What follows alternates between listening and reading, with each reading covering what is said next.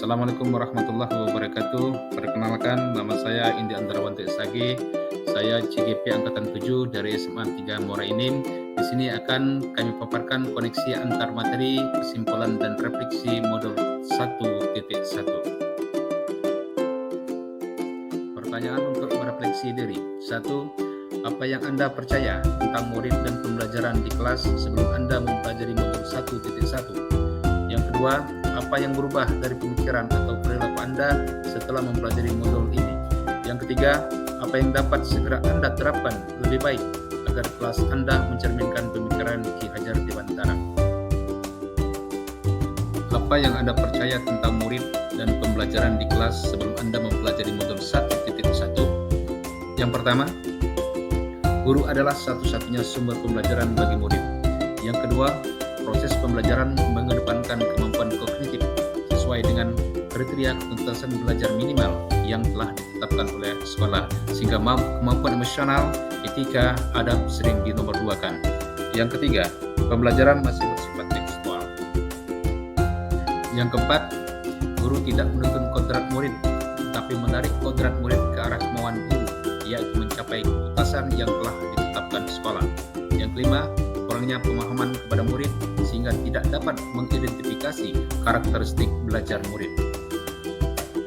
Pertanyaan 2. Apa yang berubah dari pemikiran atau perilaku Anda setelah mempelajari modul ini? Yang pertama, guru bukanlah satu-satunya sumber belajar, tetapi guru sebagai fasilitator dalam proses pembelajaran.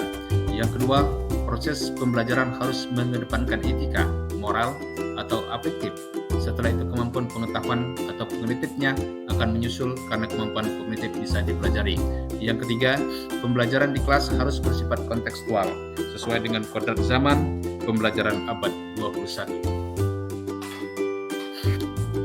Yang keempat, guru harus menuntun kodrat murid dalam arti mengasah mata pisau tajamnya ke arah mana, membimbing, mengembangkan potensi yang dimiliki murid. Yang kelima, guru mengidentifikasi karakteristik belajar siswa sehingga dapat menentukan gaya belajar yang digunakan. Pertanyaan 3. Apa yang dapat segera Anda terapkan lebih baik agar kelas Anda mencerminkan pemikiran Ki Hajar Dewantara? Yang pertama, merancang rencana pembelajaran yang kontekstual dan menyenangkan. Yang kedua, pembelajaran yang menghamba kepada murid. Yang ketiga, akan menerapkan konsep merdeka belajar bagi murid sesuai dengan kodrat yang dimilikinya.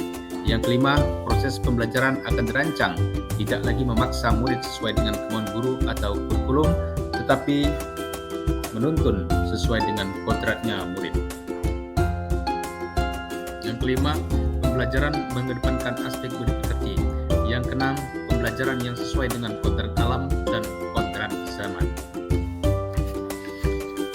Kesimpulan, filosofi pendidikan Ki Hajar Dewantara yang mengibaratkan seorang guru sebagai seorang petani, menyemai, memelihara, menumbuh kembangkan sesuai dengan kodrat yang dimiliki oleh murid. Seorang pamong harus mampu menjadi fasilitator dalam proses pembelajaran dan berpihak kepada murid.